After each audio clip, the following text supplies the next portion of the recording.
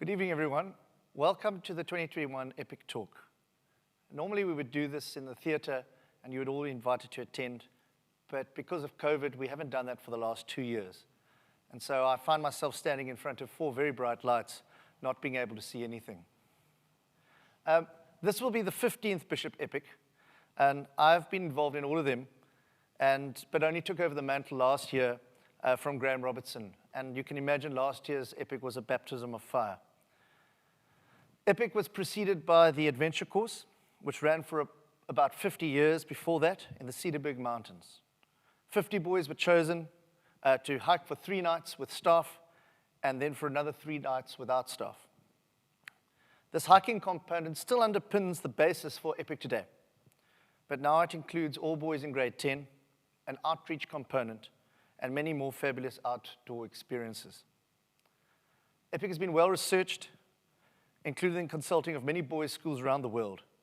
And what we now have is what we think is a fairly well-oiled machine. An outdoor component, which is now firmly part of the Bishop's Boys curriculum. And now to my first slide.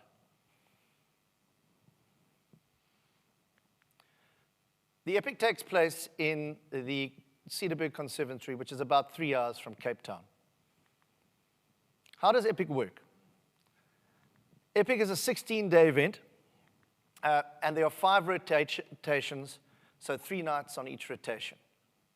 The 3 rotations are done at one of our 4 base camps, of 3 of our 4 base camps, and 2 rotations involve hiking. We divide the grade up into 6 groups of a maximum of 26 boys in each group, and the hiking groups are then divided in 2, so we have a group of between 10 and 13 boys who make up that hiking group. Boys are always paired up with a friend. Houses are mixed. Abilities are mixed. The Epic includes a 24-hour solo, which I'll tell you more about later. And boys move between base camps either by hiking, cycling, or driving between the bases on rare occasions. The first of our 4 bases is an action base. It's called the Water Base, and it's down on the Clan William Dam. There is skiing, kayaking, sailing, raft building, and every night there's a tribal council, which will incidentally happen at all base camps and on all hikes, where boys can unpack the day and plan for the day ahead. The other action base is Sandrift, which is deep in the Cederberg Mountains, about 45 kilometers away. There you can mountain bike, abseil, rock climb, horse ride. It's one of the bases where you do that 24-hour solo I was talking about. And there are well-known places like Malgat and Stadsel that the boys will also visit. Elizabethfontein is one of our 2 outreach bases. We have a good relationship with Elizabethfontein Primary, and the boys do work with the boys and girls at that school, and they also do maintenance work at the school. There's also a rock art trail there, some bush clearing which gets done, and a number of other fun activities. These bases are bases that are essentially recovery bases where the boys prepare for their second hike. Yamaka is the other outreach base, and that has Grootfontein Primary School attached to it, where we do both maintenance work and outreach work with the kids at the school. And we've recently introduced shooting there, and the boys also are possibly going to do a 24-hour solo at that base. Hiking takes place in the other 2 of the 5 rotations. And there are 2 different hikes that the boys will all do at different times depending on which group you're in. So there's a staff hike, which is a group of 10 to 13 boys hiking with a couple of staff members. And later on, boys will do what we call a solo hike, which is simply the same group without any staff members. In the staff hike, boys normally climb at least one of the peaks in the Cederberg, but on the solo hikes, they keep to the hiking paths. So what do we hope to achieve with Epic? The first thing that's important is that Epic is not a boot camp. And it's not a place where we push boys beyond their limits or try to make them really fit in 16 days.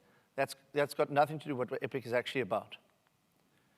We believe that Epic is a bit of a rite of passage at the college. We think it's a beautifully placed to take boys from the junior phase of high school into the senior phase of high school.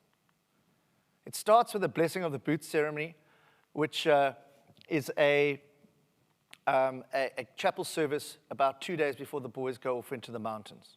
And that's basically a sending off ceremony.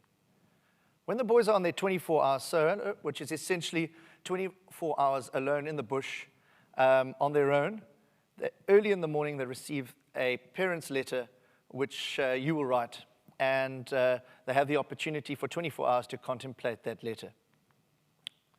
Then there is a father or significant parental figure involvement who travels up on the last afternoon of the Epic, is included in the final tribal council, spends the night with his son, and then travels home the following day. This marks the end of Epic, and in fact the year. So what do we hope to achieve? Well, we want to develop boys' outdoor skills. We want to develop their sense of identity, strength, and resourcefulness. We develop their social, emotional, and personal development.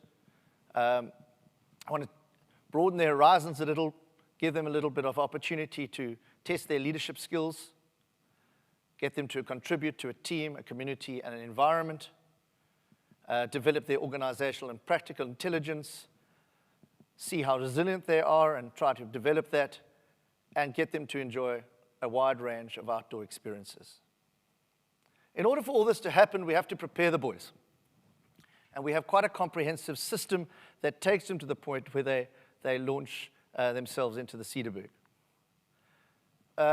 Already this year, there's been a physical assessment done in life orientation, and boys who have not met the criteria that we feel are necessary have already been approached, and suggestions have been made as to how they can improve their fitness for Epic.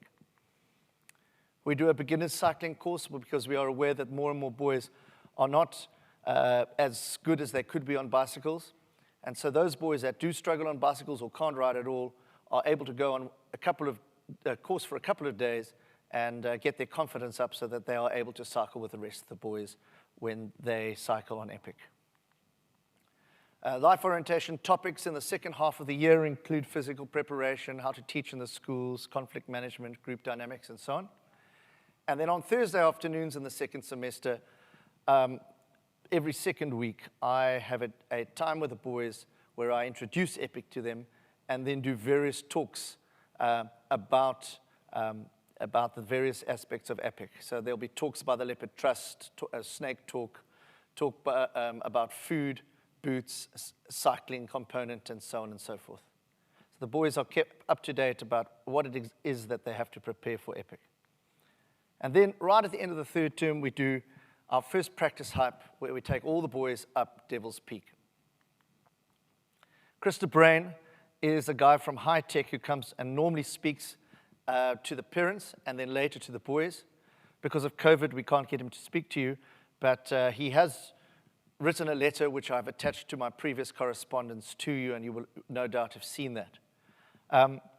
And Chris will speak to the boys later and give them advice on their boots and so on. And boys will be getting a discount voucher for High Tech, which they can then use at High Tech if they wish to use High Tech as their brand. How do we prepare the boys? Well, we do acutely do an Epic training week, just 1 week before Epic after they've finished their exams, which they write early this year. And that training week includes a first aid course, a high rope session, campcraft session, backpack setup session, a biking session where they can test their skills on a bicycle once again, a sat phone training and fire prevention training, map reading session, training in mindfulness, team building, and on the Wednesday of that week we do our second hike, this time with a full pack to give boys the opportunity to just see how well they are handling their pack and whether it's too heavy or not. So what do we as bishops provide for hiking? Well, we provide a very comprehensive website with lots of advice on what food to purchase for hiking. We have a long list of kit that is advised. We give the boys maps. We give them ground sheets, which they can also use as a shelter. And we give them 2 boxes, a small box and a big box. The small box is what we call the solo box, which will contain 24 hours worth of food, and a hiking box, which will contain 2, 3, or 4 days worth of food, depending on how long their second hike is. And we give those boxes to the boys as they set off on their solo or their second hike. And then, of course, we provide first aid kits to all the groups hiking, and there'll obviously be first aid kits at all the venues and in all the vehicles. Another thing that the boys will get is a 3-in-1 jacket, which is part of the package. And this jacket proves to be fairly helpful, particularly in inclement weather, which hits the Cederberg from time to time, even in November and December. It's also, you must remember, it is high up in the mountains. And so if you're camping out in the mountains and sleeping on the ground, it gets very, very cold at night, even though it might be 35 to 40 degrees during the day. Right, a big thing for boys is food. And in the 16 days away, they'll need a packed breakfast for them when they leave at 6 o'clock on the Tuesday morning to go up to Epic. But other than that, all meals in base camps are provided. The 6 or 7 days that boys are hiking will need to be provided by you, either in your hiking box for the second hike or in the bag for the first hike, even if the boy is not hiking first up. And then, of course, 1 day's worth of meals, as I've said before, for the solo box, and that is for his 24-hour solo. And then on the last night, we asked the father or father figures to provide some meat for a braai for their son and for themselves, because most of the boys are coming off the mountains, and they would really appreciate that. In order to run Epic, 160 boys through the Cederberg, we need staff involvement. So most of Epic is not outsourced at all. There are always several staff, Bishop staff members at every base. I'm the roving Epic director, so I'll move from place to place, making sure that things run smoothly, or if there's a problem that needs to be resolved. And then 60 or 70 of our staff rotate through Epic in 3-day shifts, including academic staff, scouts, ODs, and some paid specialists as well. Safety is, of course, of paramount importance.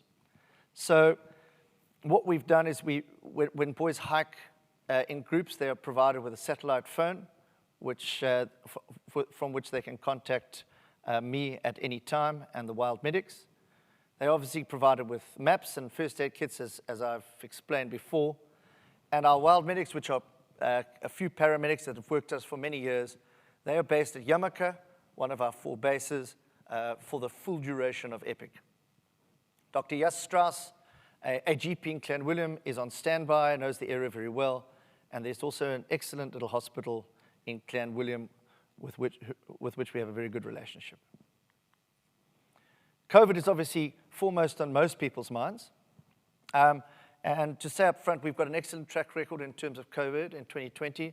We had 0 COVID cases during the entirety of Epic. And that was because we put certain protocols in place that ensured that the boys were safe. We don't know what to expect this year at this stage, but you can be rest assured we'll be fully prepared. Epic is mostly outdoors. Masks are mandatory in vehicles, particularly on the journey up there in our 260-seater buses. We propose an isolation from 12 o'clock on the Friday after the end of the Epic training week until Tuesday morning when boys are dropped off to be bussed up to the Cederberg. After 5 days, we believe that boys will be in a bubble anyway, 5 days into Epic that is, because they are in a group of a maximum of 26 boys. And the only interactions they will have from outside those 26 boys is a handful of staff. We have a comprehensive COVID policy, which you can go to, an Epic COVID policy, which you can go to on our website. Last year, we had an isolation house. We might well have that again this year, and we'll certainly have sanitizers and all the necessary equipment at each of the bases to ensure that our boys are kept safe. Outreach is an enormously important part of Epic and something that we feel that our boys need to be exposed to more regularly. First of all, in the 2 schools, Krugerkloof Primary and Elizabeth Primary, we do a number of school-based activities with the kids when the boys are in in those bases. We also do a lot of building and maintenance at those schools in the time that we're there. And we ask the schools to put together a wish list, which we then send to parents, and you'll get that a little bit later this year, asking for donations that will help these 2 farm schools in their plight. Last year, parents group was particularly generous in how they got everything together, or parents were particularly generous, and we managed to give a lot of the stuff that was on the wish list to the 2 schools, which was wonderful. We're going to create a parents committee, as we do every year, under Trudy Hoefnagels, and that parents committee will be responsible for those donations and for also coordinating the school-based activities that our boys will do with the kids. We normally have grade 7s from the 2 schools coming down to us, and they spend a weekend in one of our boarding houses, and we show them Cape Town for the first time, and they get to do a whole lot of fun activities, like go up to the top of Table Mountain and go out to Seal Island and so on. We didn't do it last year, and it's doubtful whether we'll be able to do that this year. But that's one of the outreach activities that we ordinarily would do. I have a good relationship with the Cape Leopard Trust. We make a donation to them every year, and it is because of the Cape Leopard Trust that a few years ago, and several of our boys were able to see one of the very elusive Cedarburg leopards for a good hour because they tracked them and found them in the Cedarburg. But that's a relationship that we like to keep going. There's the Mark Handley Fund, which is a fund that looks to add value in underprivileged communities that we also keep running. So I guess what you're probably asking is, what can you do to help this process along? The first thing is to make sure your son is fit. It will reduce his anxiety and increase his enjoyment on Epic. This has been proven time and time again. He must be comfortable hiking, and when I say hiking, I mean hiking on paths in the mountains, being able to climb mountains with a pack, and he must practice his cycling and be competent and confident enough to cycle around. You should check the website and read the correspondence I send you, and you would do well to buy him a good pair of boots well in advance and get him to walk them in. Possibly not before he gets given the birds talk at the beginning of term 3, but if you want to go ahead and buy them now, that wouldn't be a bad thing at all. Encourage your son to shop and pack for Epic himself, with your help and support, no doubt, but don't do it for him. He needs to learn to make sure that he looks after himself, because he's going to have to look after himself for the 16 days that he's in the Cedarburg. Please volunteer for our parents committee. Help us make those crafts that we distribute to our kids to do with the little kids from the 2 primary schools, and coordinate the donations for the wish list for the 2 farm schools. Write that fathers or significant others a letter timelessly by the 15th of November. I'll send you all details about what that entails a little bit closer to the time, but it's just something to put in the back of your mind. And then fathers or significant others should book off the 7th and 8th of December, or certainly the afternoon of the 7th and the morning of the 8th. You can essentially leave Cape Town at 2 p.m. and return by 10 a.m. the next morning. And then, of course, keep the Epic Director informed about any relevant issues that are not covered in the normal chain of correspondence. The other thing we need are vehicles. And so if you have a 4x4 or bucky or a SUV that you would like to lend us for Epic, we would really appreciate that. It just saves a hell of a lot on costs. And I suppose coming to costs, that's something that people want to know. So I'm just going to give you the breakdown of what it is that you are paying for. The budget is about 2.8 million rand, the total budget for Epic. And that budget covers transport and petrol for everyone. It covers personnel who we have to pay, accommodation for your boys and the staff, trail and conservancy fees, which amount to about 150,000 rand, food for the majority of the evenings or days in the Cedarburg, satellite phones, equipment that we need to hire and purchase, the jackets that obviously the boys get, and of course the Epic Training Week. And that amounts to 18,000 rand per person, and we charge that to your account over 3 terms. You would have had the first 6,000 rand account, at the beginning of the second term, and you'll get one at the beginning of the third and the beginning of the fourth term. And incidentally, that's a 0% increase on last year's rate, because we know that times have been tough. So I do hope this PowerPoint has helped you. Please contact me via email or phone me in an emergency about anything you'd like to know.